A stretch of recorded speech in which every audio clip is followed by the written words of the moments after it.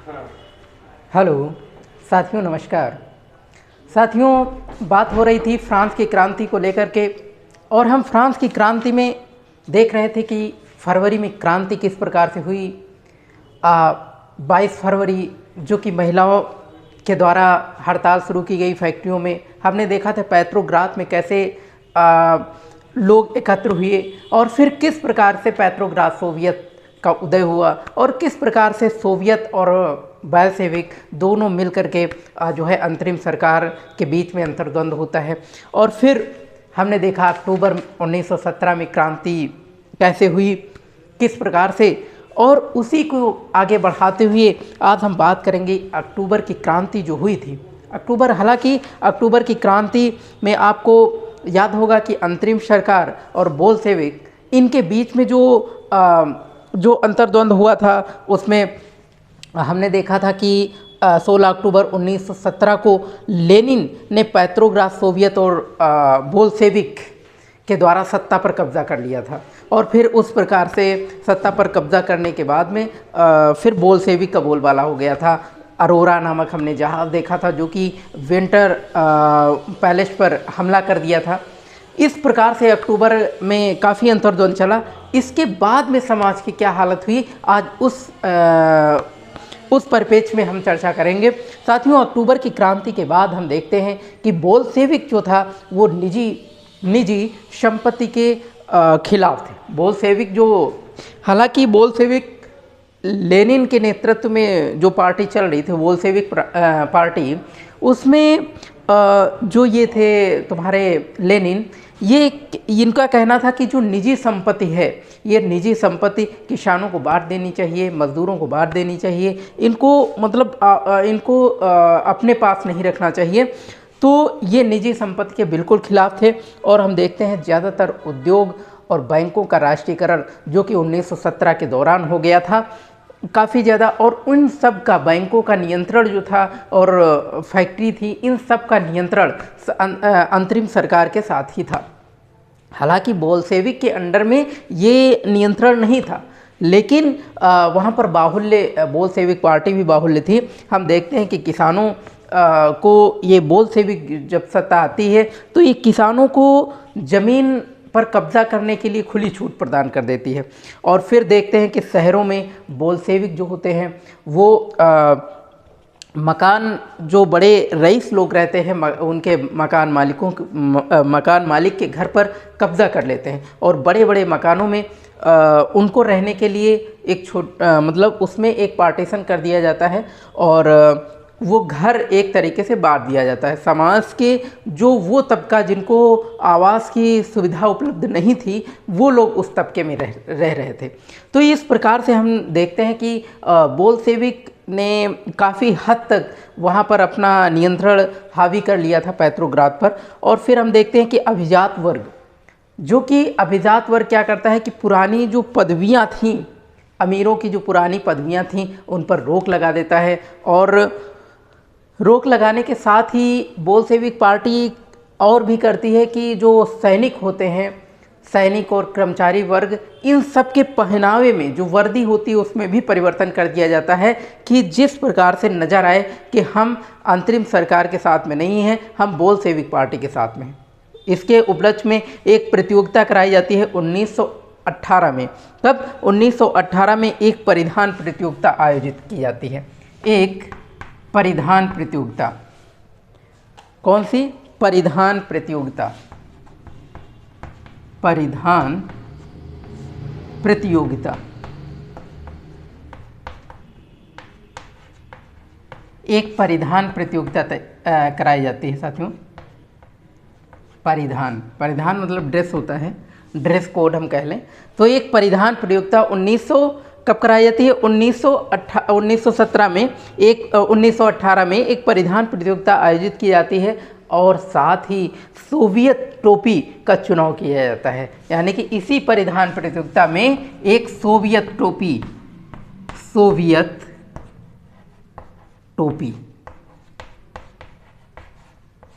यानी कि इस परिधान प्रतियोगिता में एक सोवियत टोपी का चुनाव किया जाता है। जैसे कि हम देखते हैं इससे पहले जब रूस में अपने जब हम फ्रांस में देखते हैं कि मज़दूर अपनी एक टोपी जो कि प्रचलन में आई थी, लाल रंग की टोपी थी, जिसको लगा करके वो अपने आप को कुलीन वर्ग से अलग करना चाहते थे।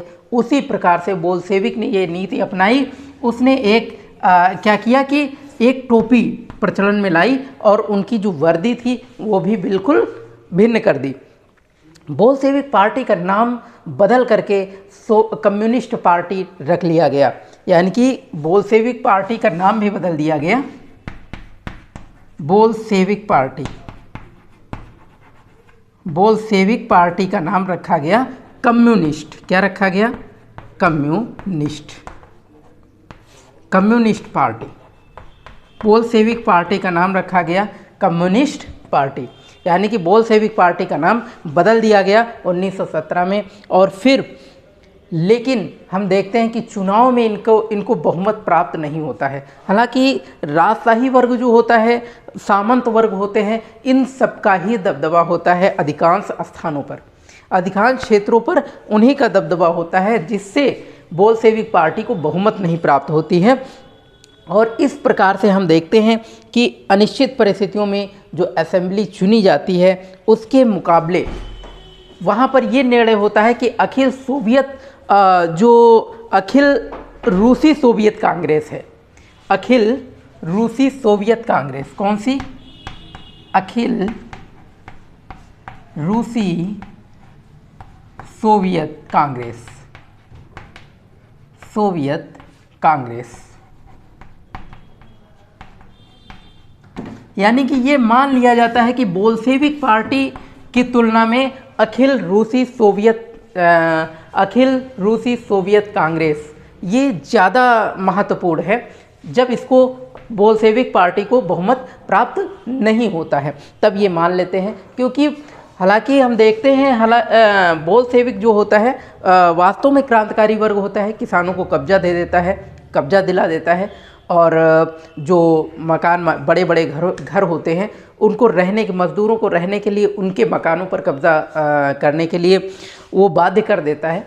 और जो रईस लोग होते हैं राजशाही वर्ग के, उनके मकानों में वो लोग रहने लगते हैं। तो धीरे धीरे ये सब कहीं ना कहीं इनको जो कि बोल्शेविक पार्टी को बहुमत ना देने का भी प्रतीक माना जाता है, यानी कि ये भी कारण हो सकता है। और फिर आगे चल कर के हम देखते हैं 1917 के बाद ऐसे कलाकारों और लेखकों ने कला और वस्तु के क्षेत्र में कुछ प्रयोग शुरू किए, लेकिन पार्टी द्वारा थोपी गई जो सेंसरशिप है, पार्टी द्वारा सौंपी गई सेंसरशिप के कारण बहुत सारे लोग पार्टी से मोह भंग कर लेते हैं। क्योंकि इस बोल्शेविक पार्टी जो होती है इसमें आलोचना भी होती हैं, बहुत सारी बुराइयां भी होती हैं, जैसे कि हमने बताया। और भी कई चीज़ें होती हैं। जो ट्रेड यूनियन की पार्टी होती है रूस में, सिर्फ लास्ट में कौन सा होता है? अखिल रूसी सोवियत। जब ये हम देखते हैं कि भारी बहुमत से ये निकलती है तो हम देखते हैं कहीं ना कहीं सिर्फ एक ही राजनीतिक पार्टी आखिर में अखिल रूसी सोवियत कांग्रेस पार्टी ही रह जाती है। और ये जाहिर सी बात है कि बोल्शेविक पार्टी के खिलाफ इसके कदम उठाए जाते हैं। और फिर गुप्तचर पुलिस जो कि बोल्शेविकों की आलोचना करने वालों को दंडित करते हैं। और फिर इस प्रकार से हम देखते हैं कि ये आपस में गृह युद्ध चलने लगता है। और गृह युद्ध का परिणाम ये होता है कि जब बोल्शेविक होते हैं वो ज़मीन पर पुनर्वितरण के लिए, जब ये पार्टी आ जाती है तो हम देखते हैं कि ये बोल्शेविकों के जो ज़मीन बोल्शेविकों ने जो कब्जा कराया था किसानों के थ्रू, उन पर फिर पुनर्वितरण के लिए बाध्य करते हैं। और फिर इस प्रकार से रूसी सेना भी टूटने लगती है, क्योंकि ज़्यादातर रूसी सैनिक जो होते हैं उनकी ज़मीनें होती हैं अपने यहाँ, तो वो ज़मीन लेने के लिए लौट पड़ते हैं, अपनी सेना से वो वापस लौट पड़ते हैं, सेना छोड़कर जाने लगते हैं। और फिर गैर बोल्शेविक जो समाज होता है, गैर बोल्शेविक समाज, यानी कि गैर बोल्शेविक समाज हम उसको कह सकते हैं जो बोल्शेविक पार्टी से अलग हों, यानी कि इसके विपक्ष में हों, तो उन्हें हम गैर बोल्शेविक कह सकते हैं। तो इस प्रकार से गैर बोल्शेविक जो समाजवादी होते हैं, उदारवादी और राजशाही के समर्थकों को बोल्शेविक विद्रोह की निंदा करते हैं ये लोग, जो राजशाही वर्ग होते हैं, उदारवादी वर्ग होता है।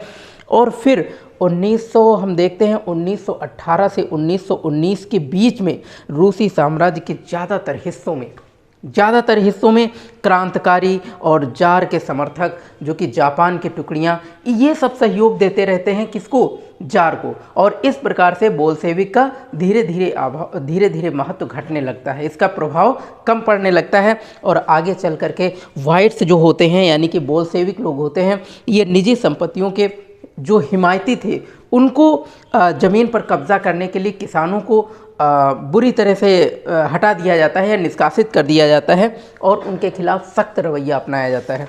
तो इस प्रकार से कहीं ना कहीं पहले बोल्शेविक किसानों को कब्जा करने के लिए कहता है, इसके बाद में जब गैर बोल्शेविक का दबदबा आता है तो वो फिर किसानों को हटा देता है। ये क्रिया होती है और फिर जनवरी 1920 के तहत जो भूतपूर्व रूसी साम्राज्य है उसके ज़्यादातर हिस्सों में बोल्शेविकों का नियंत्रण कायम हो जाता है। आखिर में कौन जीतता है, बोल्शेविक ही निकलते हैं। आखिर में ये कांग्रेस का भी दबदबा हट जाता है और फिर बोल्शेविक जनवरी 1920 में बोल्शेविक फिर रूसी के ज़्यादातर हिस्सों में बोल्शेविक अपना दबदबा कायम कर लेता है, क्योंकि इसका सबसे बड़ा कारण रहता है मुस्लिम जदीदियों का सहयोग। यानी कि इसका जो समर्थन करते हैं मुस्लिम जदीदियों, मुस्लिम जदीद यानी कि मुस्लिम जदीदियों का काफ़ी ज़्यादा सहयोग रहता है, समर्थन मिल जाता है। तो बोल्शेविक को लेनिन के नेतृत्व में जो थी उसको सबसे ज़्यादा सहयोग किसका मिलता है, मुस्लिम जदीदियों का। और ये फिर इस कांग्रेस पर भारी पड़ जाते हैं और फिर ये बोल्शेविकों का नियंत्रण कायम हो जाता है। और फिर जो हम देखते हैं कि आंशिक रूप से इसी समस्या से निपटने के लिए जो गैर रूसी राष्ट्रीयतों में सोवियत संघ USSR यानी कि सोवियत संघ दिसंबर 1922 में रूसी साम्राज्य में से बोल्शेविकों द्वारा स्थापित किए गए राज्य के अंतर्गत राजनीतिक स्वायत्तता दे दी जाती है। यानी कि इस प्रकार से USSR क्या करता है कि अंत में जो है बोल्शेविकों को राजनीतिक नियंत्रण दे देता है, यानी कि राजनीतिक सत्ता सौंप देता है। और फिर बोल्शेविकों की स्थानीय सरकारों में कई अलोकप्रिय व सख्त नीतियां भी अपनाई जाती हैं। और इस प्रकार से वहाँ का जो समाजवादी नियंत्रण है, जो समाजवादी समाज है, उसका निर्माण होता है। एक तरीके से एक नए समाजवादी तबके का निर्माण होता है, क्योंकि हम देखते हैं कि हालांकि शुरुआत में ही पहले क्या होता है कि ये जो अक्टूबर की क्रांति होती है, अक्टूबर की क्रांति के बाद में ये जो कांग्रेस और बोल्शेविक के बीच में उठापटक चलती है और अंत में पहले तो ये रूसी कांग्रेस भारी पड़ता है। इसके बाद हम देखते हैं फिर बोल्शेविक आगे चल करके निकलता है और बोल्शेविक जो कि जिसको USSR को राजनीतिक सत्ता सौंपनी पड़ती है। इसके बाद में समाजवादी समाज का निर्माण होता है रूस में। वो जो गृह युद्ध था, ये जो गृह युद्ध, इसी को गृह युद्ध बोला जाता है, यानी कि रूस के अंदर ही दोनों पार्टियों के बीच में गृह युद्ध चलता रहता है। तो फिर आगे देखते हैं कि शासन के लिए जो केंद्रीकृत नियोजन होता है उसमें कुछ स्थितियां आती हैं। लेनिन जा चुका था और लेनिन के बाद में आते हैं स्टालिनवाद। तो लेनिन के बाद जो बोल्शेविक पार्टी है उसका नेतृत्व करते हैं स्टालिन।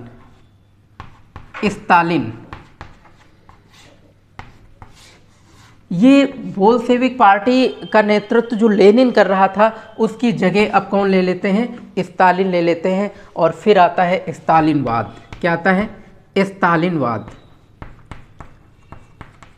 स्टालिनवाद।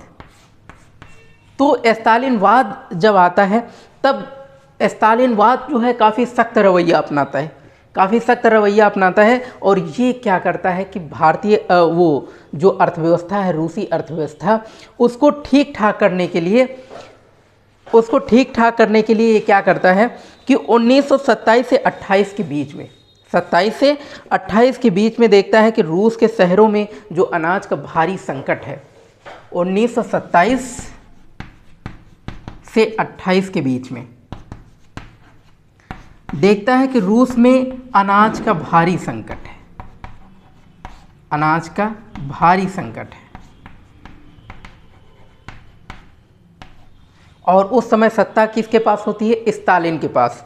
तो वो क्या करता है कि वो देखता है कि इस संकट को मिटाने के लिए वो एक अनाज के लिए एक निश्चित मूल्य तय करता है, निश्चित मूल्य तय करता है कि इसी मूल्य पर किसानों को बेचना होगा। लेकिन किसान इस मूल्य पर बेचने के लिए तैयार नहीं होते हैं। यानी कि स्टालिन क्या करता है? स्टालिन करता है अनाज का मूल्य निश्चित कर देता है।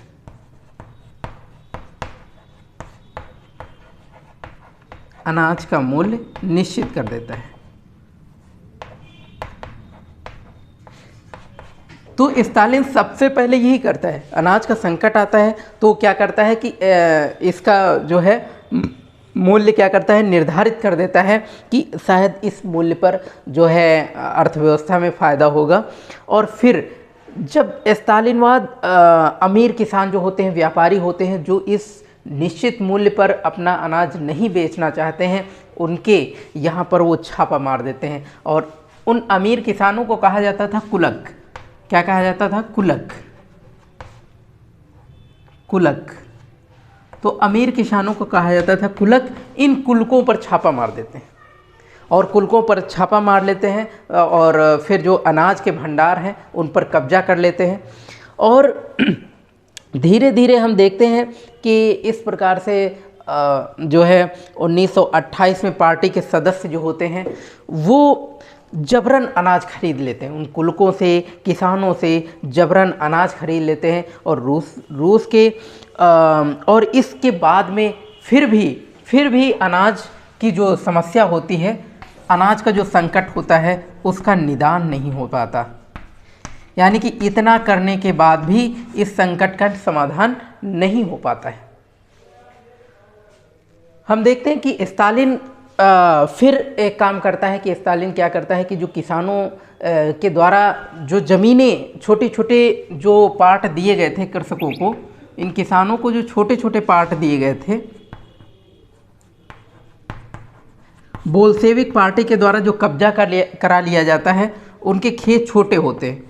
तो ये तर्क रखा जाता है स्टालिन के द्वारा कि हो सकता है खेत छोटे हों और छोटे खेत होने की वजह से उत्पादन कम होता हो, इसलिए इसका समूहीकरण किया जाए। इन खेतों को बड़े बड़े समूहों में करके इन पर खेती करना चाहिए। और फिर स्टालिन क्या करता है? एक सख्त रवैया अपनाता है और आदेश दे देता है कि इनको समूहों में तुम्हें अब से खेती करना है। यानी कि किसानों से कहता है कि तुम लोग अब समूहों में खेती करोगे, और समूहों में खेती करने लगते हैं। और फिर समूहों में खेती करने के बाद भी अनाज का वही संकट बना रहता है। यानी कि जो संकट पहले था वही संकट, और कोई निदान नहीं हो पाता। और भी कई चीज़ें होती हैं। फिर हम देखते हैं कि ये जो त्राहिमाम संकट था, इससे किसान बहुत ही प्रभावित होते हैं और वो क्या करते हैं? अपने मवेशियों को मारने लगते हैं। और देखते ही देखते 1929 से 31 के बीच मवेशियों की संख्या में 1/3 कमी आती है, लगभग 1/3 कमी आती है। और फिर भी जो है जब ऐसे किसान मवेशियों को मार देते हैं, लेकिन सामूहिक खेती वो करना नहीं चाहते। वो कहते हैं ना मैं समाजवाद हूँ, ना मैं बड़ा किसान हूँ, है ना, लेकिन मुझे समूह में खेती नहीं करनी है, मुझे समूह में खेती नहीं करनी है। और समूहीकरण का जो नाटकीय जो उत्पादन था वो भी, उसमें भी वृद्धि नहीं हो पाती। और 1930 से 33 के बीच में 1930 से 33 के बीच में देखते ही देखते काफ़ी घोर अकाल पड़ता है, भारी अकाल पड़ता है। 1930 से 33 के बीच में 1930 से 33 के बीच में यानी कि भारी अकाल पड़ता है। और देखते ही देखते इसे कहते हैं सोवियत का सबसे बड़ा अकाल, जिसमें लगभग 40 लाख लोग मारे जाते हैं। यानी कि इस अकाल में लगभग 40 लाख लोग मारे जाते हैं। इस अकाल में कितने लोग मारे जाते हैं? लगभग 40 लाख लोग मारे जाते हैं।